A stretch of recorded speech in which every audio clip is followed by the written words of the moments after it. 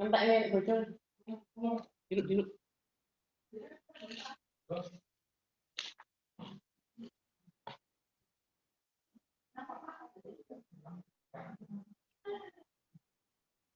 Dapat mengganggu apa, Mak?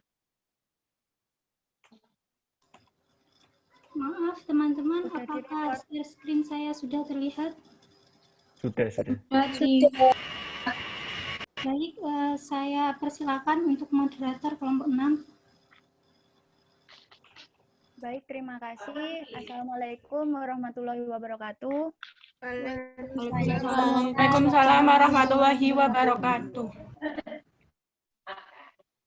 Yang terhormat Bapak Anjar Putra Utomo selaku dosen pembimbing pada mata kuliah pengantar ilmu pendidikan dan teman-teman yang saya banggakan.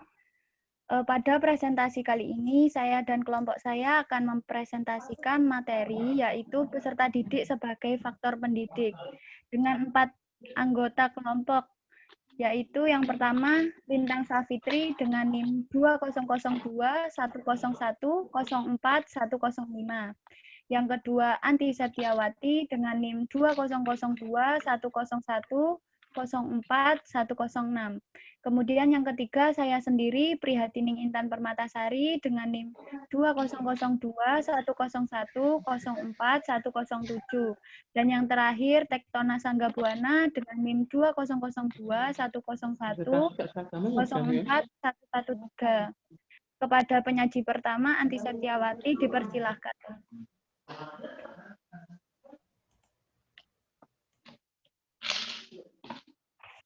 Monggo Anti. Sebentar.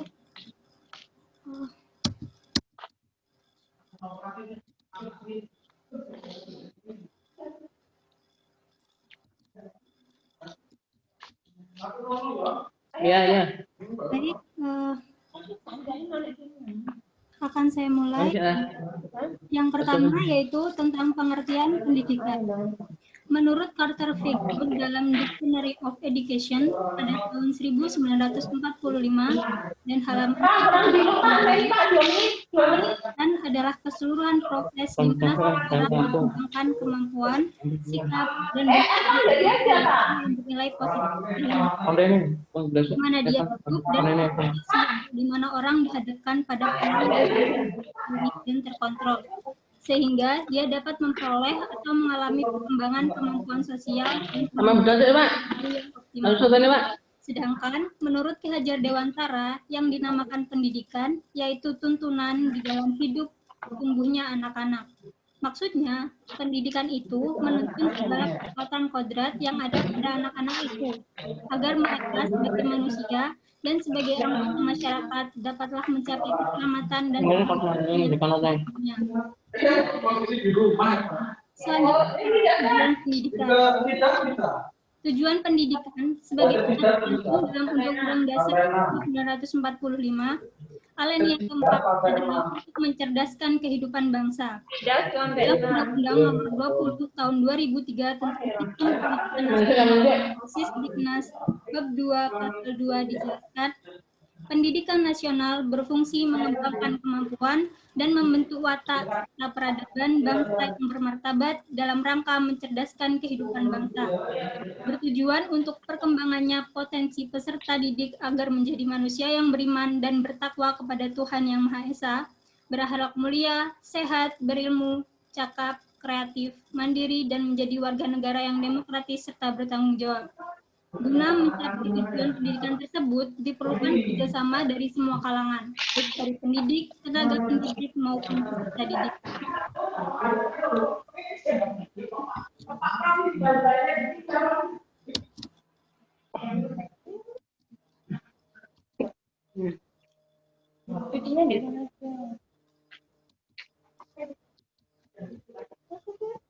Selanjutnya yaitu manfaat pendidikan.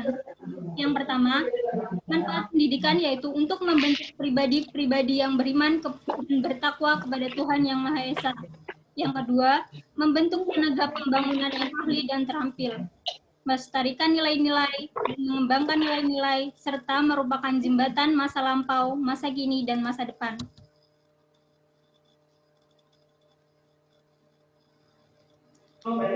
Selanjutnya saya kembalikan kepada moderator.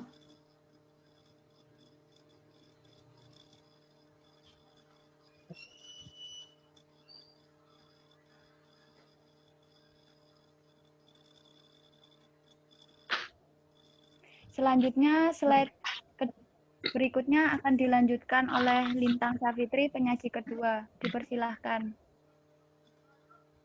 Baiklah, saya akan melanjutkan. Selanjutnya adalah pengertian peserta didik. Secara etimologi, peserta didik dalam bahasa Arab disebut tilmid, yang memiliki kata jamak talamid, murid. Maksudnya adalah orang yang menginginkan pendidikan, dikenal juga dengan istilah thalib. Jamaknya tulab yang berarti mencari, maksudnya orang yang mencari ilmu. Pengertian pendidikan menurut ketentuan Undang-Undang RI Nomor 20 Tahun 2003 tentang Sistem Pendidikan Nasional adalah anggota masyarakat yang berusaha mengembangkan potensi diri melalui pembelajaran yang tersedia pada jalur, jenjang, dan jenis pendidikan tertentu. Peserta didik adalah orang yang mempunyai pilihan untuk menempuh ilmu sesuai dengan cita-cita dan harapan masa depan. Secara umum, pengertian peserta didik adalah setiap orang yang menerima pengaruh dari seseorang atau kelompok yang menjalankan kegiatan pendidikan. Sedangkan dalam arti sempit adalah anak pribadi yang belum dewasa yang diserahkan kepada tanggung jawab pendidik.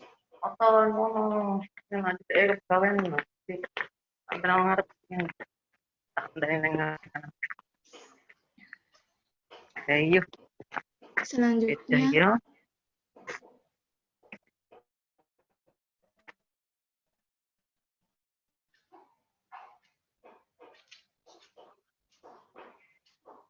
slide selanjutnya nanti. Kemudian peserta didik sebagai komponen dari pendidikan dapat ditinjau dari beberapa pendekatan. Yang pertama adalah pendekatan sosial, yaitu dapat dilihat dari sudut pandang sosial. Peserta didik merupakan anggota masyarakat yang dipersiapkan untuk menjadi anggota masyarakat yang lebih baik, agar nantinya dapat menjadi pemimpin masyarakat. Yang kedua, pendekatan psikologi, yaitu peserta didik adalah suatu organisme yang sedang tumbuh dan berkembang. Kemudian, pendekatan edukatif. Pendekatan ini menjadikan peserta didik sebagai unsur yang penting, dan peserta didik ini memiliki hak-haknya, yaitu berupa hak mengikuti pendidikan, mendapatkan bantuan fasilitas belajar, kemudian mendapatkan perlakuan sesuai bakat dan minat mereka. Jadi peserta didik adalah setiap orang yang memiliki hak belajar, yang berada dalam proses perkembangan dalam belajar, serta mendapatkan pelayanan pendidikan sesuai dengan bakat, minat, dan kemampuan mereka. Slide selanjutnya nanti. Kemudian, makna dan peran peserta didik sebagai faktor pendidikan. Objek utama dari pendidikan sendiri adalah peserta didik. Karena pendidikan ini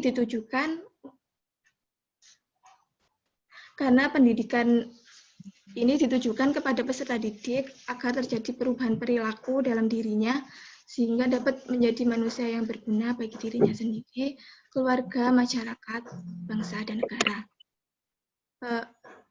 Selain sebagai objek, peserta didik ini menjadi sebuah subjek utama di pendidikan.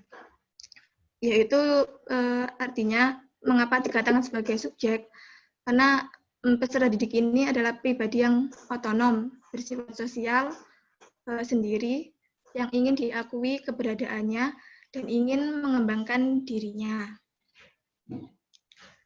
Slide selanjutnya nanti. Kemudian ciri khas peserta didik yang harus dipahami oleh para pendidik adalah yang pertama, individu yang memiliki potensi fisik dan psikis yang khas, sehingga merupakan insan yang unik. Setiap peserta didik ini memiliki kemampuan, bakat, dan minat yang berbeda-beda. Nah, sudah sepatutnya kita sebagai pendidik harus memaklumi perbedaan tersebut dan dapat membantu untuk mengembangkan keunikan dan potensi yang dimiliki peserta didik ini agar berkembang dan mengaktualisasikannya ke depannya. Kemudian yang kedua, individu yang sedang berkembang. Perubahan yang dialami peserta didik ini wajar. Biasanya perubahannya ini bisa ditujukan pada diri sendiri dan ke arah penyesuaian lingkungannya. Yang ketiga, peserta didik adalah individu yang membutuhkan bimbingan individual dan perlakuan manusiawi. Proses perkembangan ini, peserta didik perlu bantuan dan bimbingan kita sebagai pendidik. Kemudian yang keempat, peserta didik adalah individu yang memiliki kemampuan untuk mandiri. Slide selanjutnya nanti. Nah, secara umum peserta didik memiliki 4 ciri. Yang pertama adalah peserta didik dalam keadaan sedang berdaya. Maksudnya, ia dalam keadaan berdaya untuk menggunakan kemampuan, kemauan, dan sebagainya. Kemudian yang kedua, mempunyai keinginan untuk berkembang ke arah dewasa. Kemudian yang ketiga, peserta didik mempunyai latar belakang yang berbeda-beda. Latar belakang ini bisa tumbuh dari lingkungan yang berbeda, kemudian budaya yang berbeda, sehingga tingkat kemampuan dan kebutuhan peserta didik ini juga berbeda. Kemudian yang terakhir, peserta didik melakukan penjelajahan terhadap alam sekitarnya dengan potensi-potensi dasar yang dimiliki secara individu. Selanjutnya saya kembalikan kepada moderator.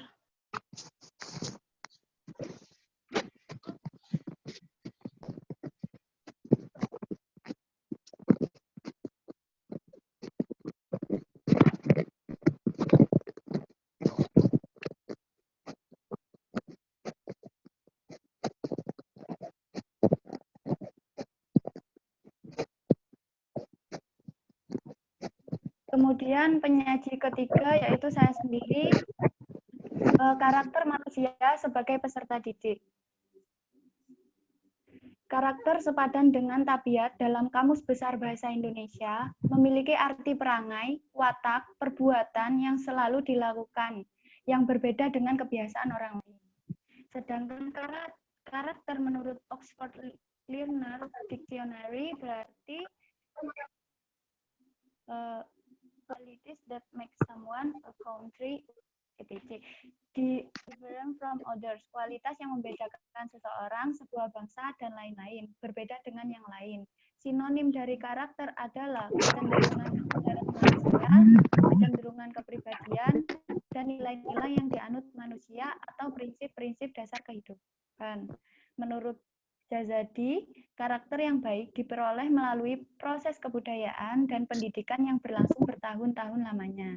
Kebudayaan mengacu pada proses kehidupan dan penataan sebagai masyarakat atau bangsa berdasarkan prinsip-prinsip dasar kehidupan atau karakter tertentu yang dipraktikkan dapat diamati dan dirasakan. Selanjutnya nanti. Kemudian kebutuhan peserta didik dikelompokkan dalam 2 kategori. Yang pertama, kebutuhan tahap dasar, meliputi kebutuhan fisik, kebutuhan untuk mempertahankan hidup secara fisik seperti kebutuhan makanan, minuman, tempat berteduh, sandang pangan papan. Kemudian rasa aman dan terjamin, seperti rasa aman fisik, stabilitas ketergantungan, perlindungan, dan kebebasan dari hal-hal yang mengancam, seperti kriminalitas, perang, terorisme, penyakit, takut, cemas, bahaya, kerusuhan, dan bencana alam. Kemudian cinta dan ikut memiliki sosial.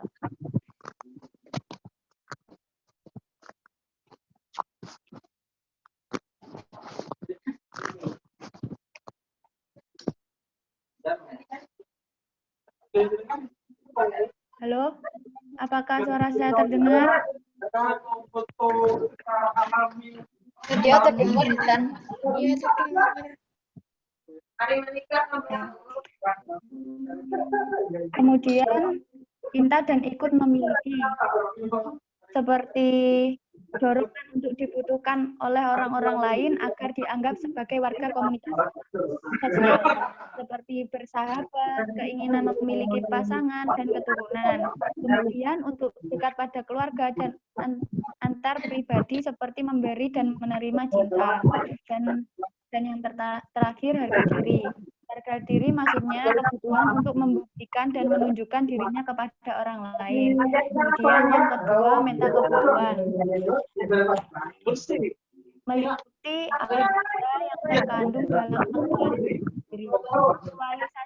Aktualisasi diri adalah keinginan untuk memperoleh kepuasan diri, untuk menyadari semua potensi dirinya seperti keadilan, kebaikan, dan kebutuhan akan transendensasi kepada Tuhan.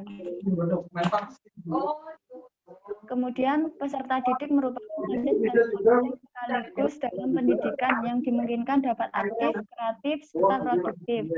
Setiap peserta didik memiliki aktivitas sendiri dan kreativitasnya sendiri, sehingga dalam pendidikan tidak hanya memandang anak sebagai objek pasif yang biasanya hanya menerima dan mendengarkan saja.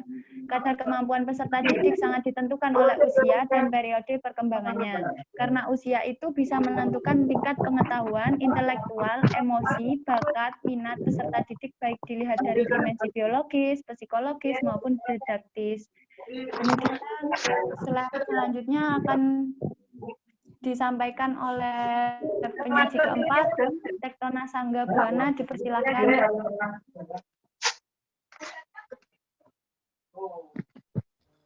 Halo, apa suara saya terdengar?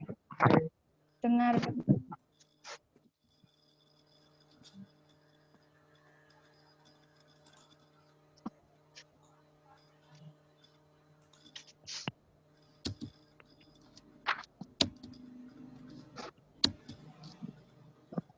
Slide selanjutnya nanti. Ya, sebentar ya.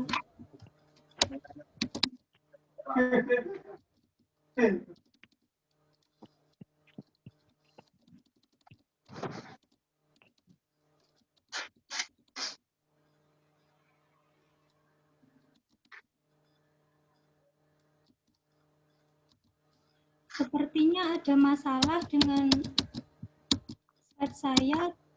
Bagi teman-teman yang ingin membantu,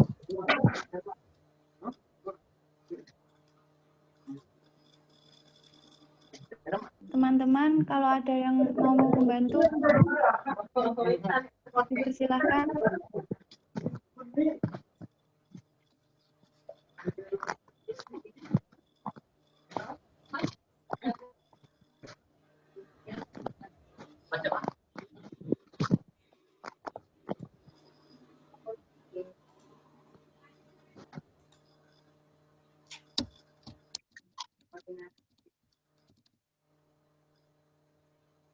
Nggak bisa share screen nanti. udah saya keluarkan.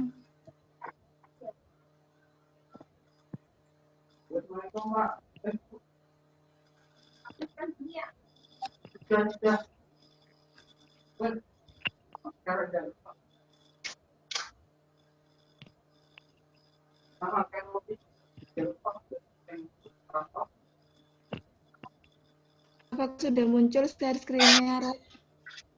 Ya, sudah. Sudah. Ya, sudah, Lintang. Iya. Selanjutnya Win, batas awal dan akhir. Anu, slide 13. Slide 13.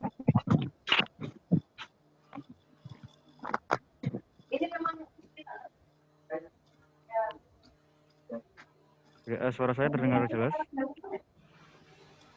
Iya. Terdengar. Ya, terdengar. Oke, saya mulai. Assalamualaikum warahmatullahi wabarakatuh. Nah, batas awal dan akhir pendidikan ya. Batas pendidikan yang dimaksud di sini ialah hal yang menyangkut masalah kapan pendidikan itu dimulai dan kapan pendidikan itu berakhir. Henceforth, menyatakan bahwa saat kapan pendidikan itu dimulai disebut batas bawah dari pendidikan, dan saat kapan pendidikan itu berakhir. Karena batas akhir dari pendidikan itu ialah saat mana anak telah sadar atau mengenal kewibawaan. Dari Abror Gezak. Ya. Pendidikan sebagai upaya sadar untuk membantu seseorang dalam mengaktualisasi dirinya sepenuh dan selengkapnya, tetapi tidak terlepas dari keterbatasan. Keterbatasan tersebut terdapat pada peserta didik, pendidik, interaksi pendidikan, lingkungan, dan sarana pendidikan. Oke, next.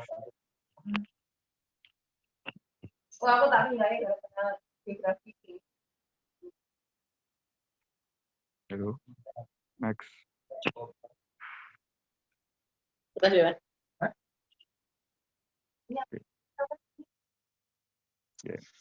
Sudah untuk selanjutnya. Peserta didik dapat sebagai manusia dapat memiliki perbedaan dalam kemampuan, bakat, minat, motivasi, watak, ketahanan, dan sebagainya. Di sini saya kira kalian semua sudah paham ya yang dimaksud dengan kalimat pertama ini, yaitu peserta didik sebagai manusia dapat memiliki perbedaan dalam kemampuan, bakat, minat, motivasi, watak, atau ketahanan ya.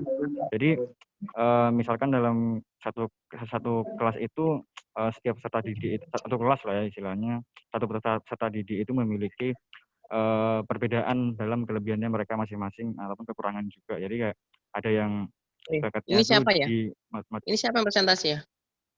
Saya Pak, Tektono Sanggabuana Pak.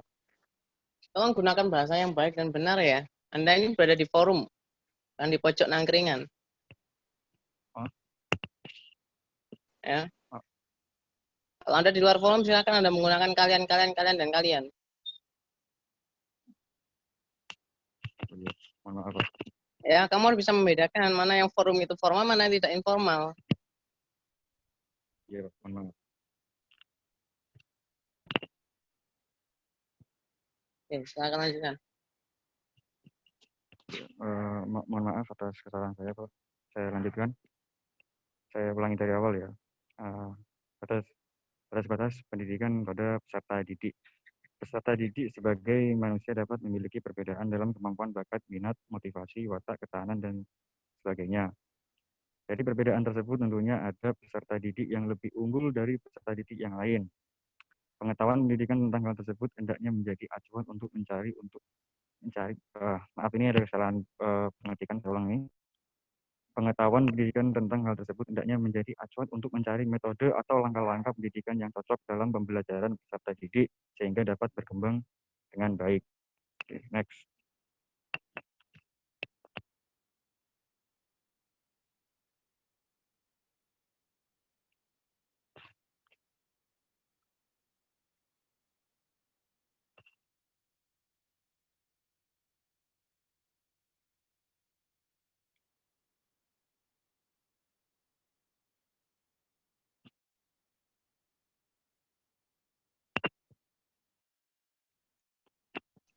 Apakah sudah berpindah slide? Belum. Belum.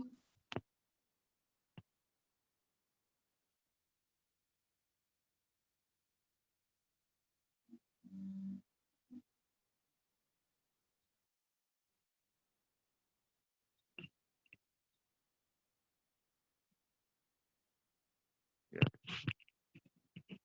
Sudah. Batas-batas pendidikan pada pendidik. Contohnya, apabila seorang pendidik tersebut tidak tahu apa yang akan diajarkan pada peserta didik, hal ini dapat menyebabkan tidak terjadinya interaksi. Keterbatasan dalam interaksi pendidik dapat terjadi karena bahasa yang dipakai untuk mendidik sehingga alat komunikasi tidak bisa dimengerti. Tugas pendidik dalam hal ini adalah berusaha mengurangi sebanyak-banyaknya pembatas komunikasi atau kata lainnya berkomunikasi semaksimal mungkin dengan menggunakan kata-kata yang sesuai kebendaraan peserta didik. Di samping faktor bahasa dan juga faktor lain yang dapat menimbulkan miskomunikasi antar pendidik dan peserta didik, yaitu hal-hal psikolog peserta didik tersebut dengan peserta didik yang lain atau dengan pendidik. Ini saya mau menceritakan pengalaman pribadi ya. Jadi dulu saya pernah membantu guru saya mengajar di les private yang beliau miliki. Nah, ketika saya akan pertama kalinya akan memberikan materi, di situ saya tidak tahu apa yang akan saya sampaikan. Nah, yang saya maksudkan di sini yaitu saya sebagai pendidik tidak nggak tahu bagaimana cara berinteraksi kepada peserta didik saya. Jadi saya berkomunikasi dengan bahasa yang amburadul, dan ketika saya memberikan soal, peserta didik saya tidak dapat mengerjakan soal-soal yang saya berikan dengan baik dan benar karena kurang maksimalnya interaksi yang saya berikan kepada peserta didik saya. Ya. Jadi yang dimaksud dalam slide ini Sebentar. Tolong dong tunjukkan saya slide-nya dari awal. Ya, Pak. Slide kalian, slide kelompok kalian terus. Oke, stop. Ya. Apakah saya tidak menyampaikan sebelumnya seperti apa kriteria dan bagaimana kalian harus presentasi? Seperti apa kalian harus presentasi? Pertama tentang slide. Apakah saya tidak menyampaikan sebelumnya? Mana ini kelompoknya ini?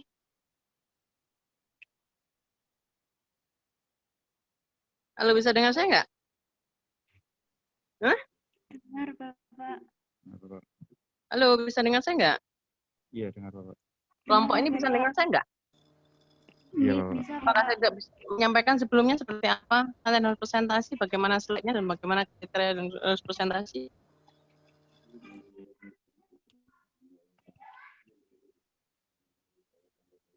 Hah?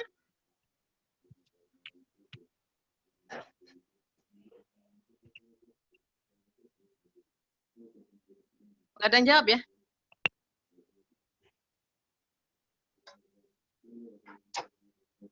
Oke, siapa lagi? Sebutkan namanya. Siapa saja anggota kelompokmu? Ada Anti Septiawati, Bapak. Terus? Lintang Savitri. Terus? Prihatining Intan. Terus? Tektona Sanggabuana. Sudah? Nggih, Bapak.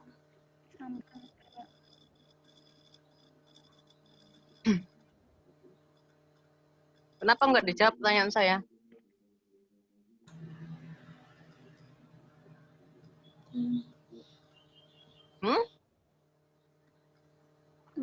Dari Saya harus mengulang lagi pertanyaan saya. maaf Bapak, izin menjawab. Presentasi yang dulu, yang pertama itu Bapak, sesudah presentasi belum ada seperti ketika kontrak kuliah, apakah saya tidak menyampaikan bagaimana kalian harus presentasi, seperti apa membuat slide PowerPoint, dan bagaimana kriterianya?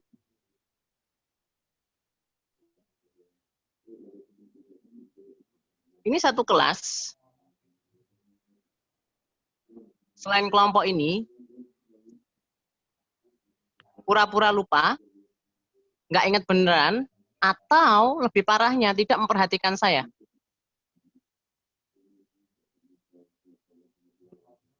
Ini kelas C ya? Iya, Bapak. Oke, Bapak. Kalau kalian tidak menjawab, saya simpulkan bahwa kalian tidak memperhatikan saya sekelas.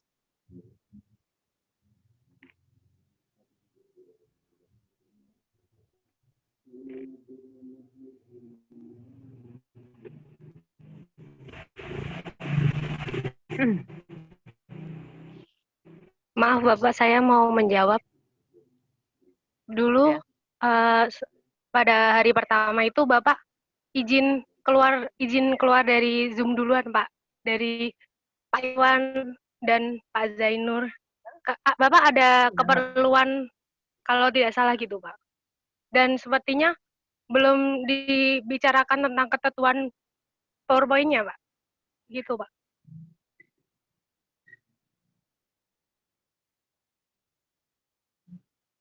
Kelas C, saya pikir saya sudah masuk di semua kelas, dan di awal karena memang ini metodenya presentasi di kontrak kuliah.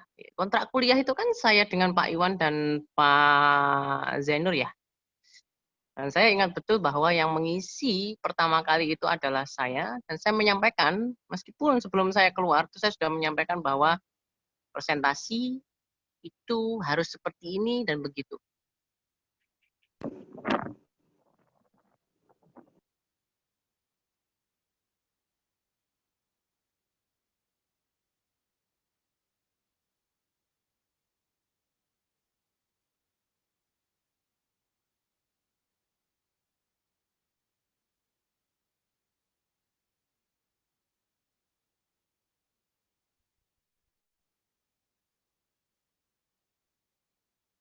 Nampaknya kelas ini memang tidak memperhatikan apa yang saya sampaikan.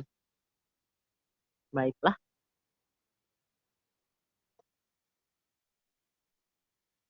Silakan dilanjut, Mas.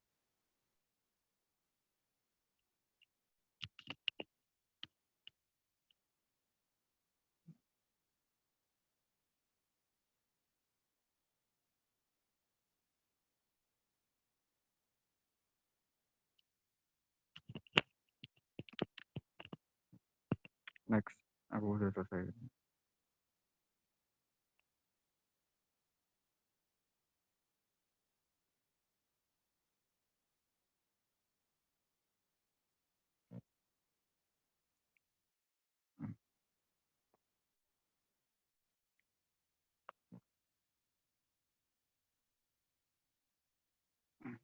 Ayo, next page.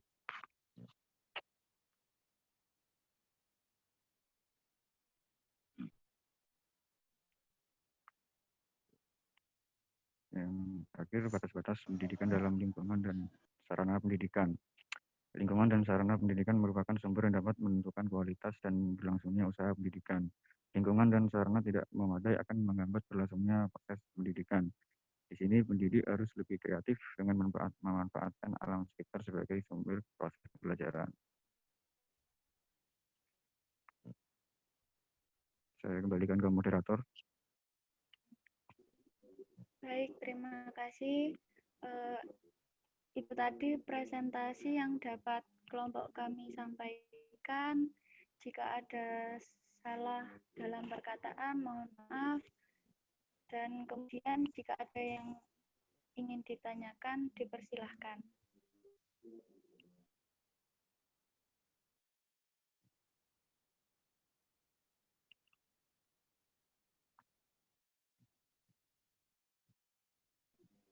Monggo teman-teman, ada yang mau bertanya? Saya bertanya. Coba PPT-nya ulang dari awal, PPT-nya.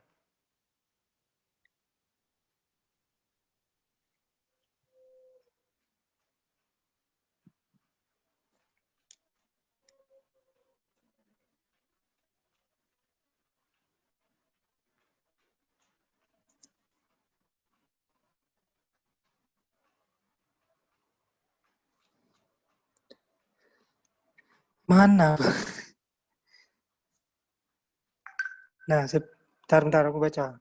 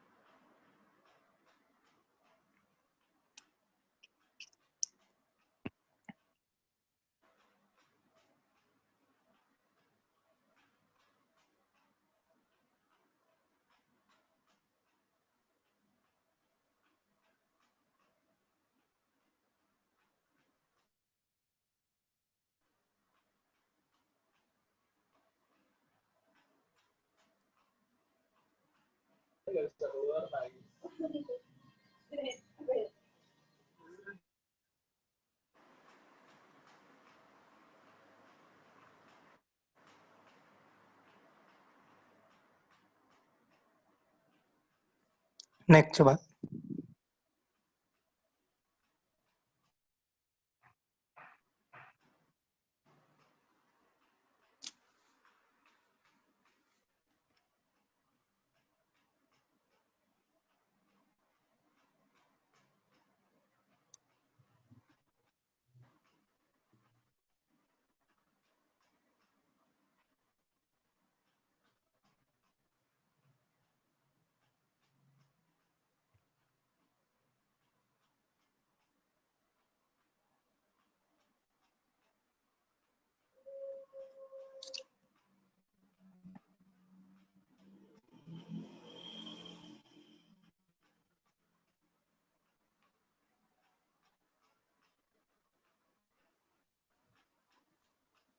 Baik, apakah saya boleh bertanya? Ya, monggo. Nama saya Aprilia Lulitana Dedayat, NIM 200210104104. Nah, untuk kebutuhan peserta didik tadi tertera ada komponen peserta didik membutuhkan kebutuhan fisik. Untuk kita sebagai seorang pendidik, bagaimana cara kita memberi kebutuhan fisik tersebut? Baik, terima kasih untuk kelompok 6. Terima kasih juga, Bril.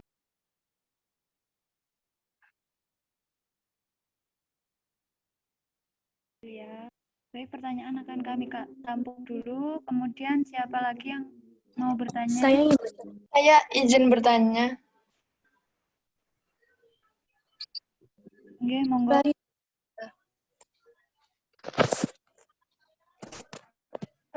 Nama saya Clarissa Jenny dengan NIM 200210104039. Saya ingin bertanya, kan peserta didik itu beragam-beragam sifatnya, terus ciri khasnya. Lalu tetapi peserta didik diwajibkan untuk aktif, kreatif, serta produktif. Banyak peserta didik yang kurang aktif, misalnya seperti itu. Bagaimana cara kita untuk membuat anak itu menjadi aktif, kreatif, serta produktif? Terima kasih. Terima kasih. Kemudian satu pertanyaan lagi. Saya izin bertanya. Oke, monggo. Nama saya Cici Alfia, NIM 200210104093. Saya ingin bertanya tentang slide 6 tadi, disebutkan bahwa peserta didik dapat ditinjau dari beberapa pendekatan. Nah, tujuan dari pendekatan tersebut secara spesifiknya itu untuk apa? Terima kasih. Terima kasih. Mungkin dari kelompok saya yang ingin menjawab.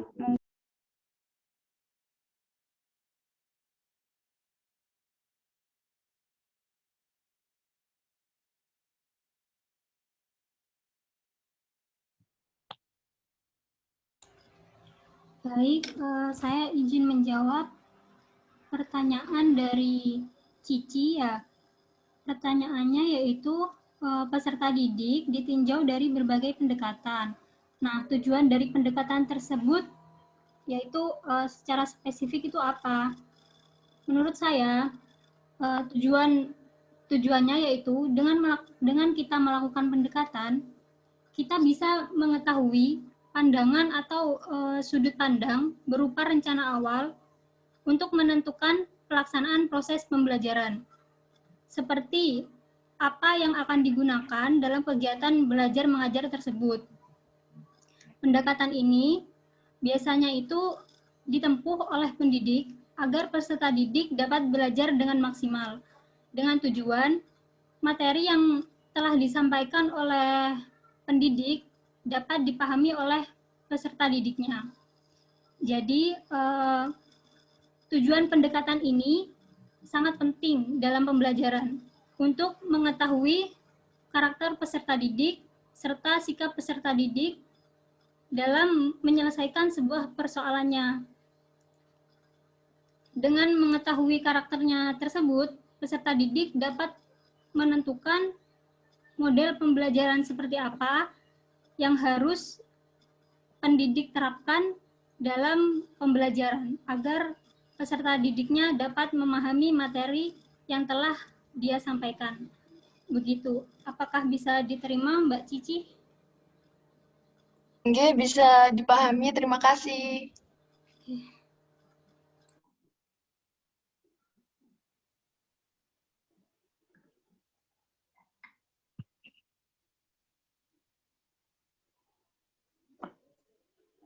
Mbak, iku mae wa apa tadi Bang, Mbak? Seger ketoke. Ate nanti, Mbak. Aduh.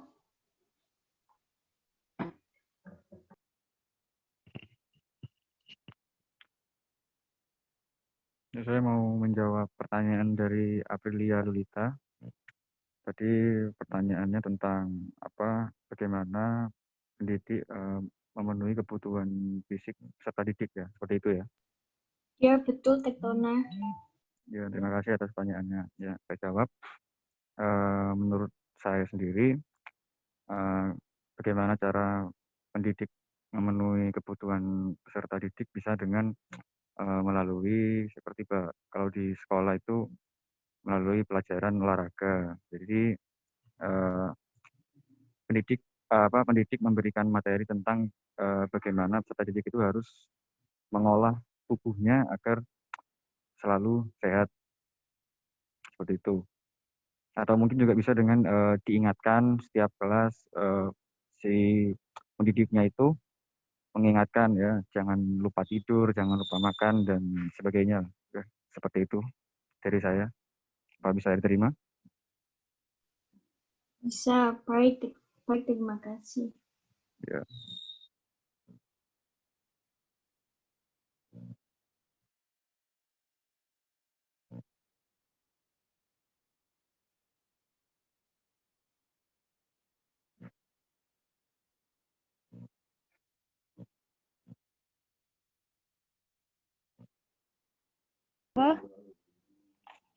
Kemudian saya di sini akan menjawab pertanyaan dari Clarissa, bagaimana cara membuat peserta didik yang memiliki beragam sifat menjadi aktif, kreatif, dan inovatif. Apakah begitu, April? Clarissa? Nggih. Kalau menurut saya sendiri, sebagai pendidik, seharusnya bisa memilih strategi pembelajaran yang tepat yang bisa membuat peserta didik dalam suasana senang dan nyaman. Nanti kemudian peserta didik tadi bisa belajar atau menjadi anak yang aktif juga dilihat dari sifatnya. Begitu. Apakah bisa diterima dan dipahami? Terima kasih banyak. Ya, terima kasih.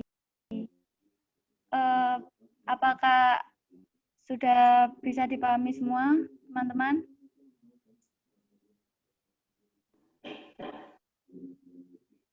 Kalau sudah, akan saya tutup. Sekian dari kelompok kami. Jika ada salah dalam perkataan, mohon maaf. Wassalamualaikum warahmatullahi wabarakatuh. Waalaikumsalam Waalaikumsalam warahmatullahi wabarakatuh. Waalaikumsalam warahmatullahi wabarakatuh.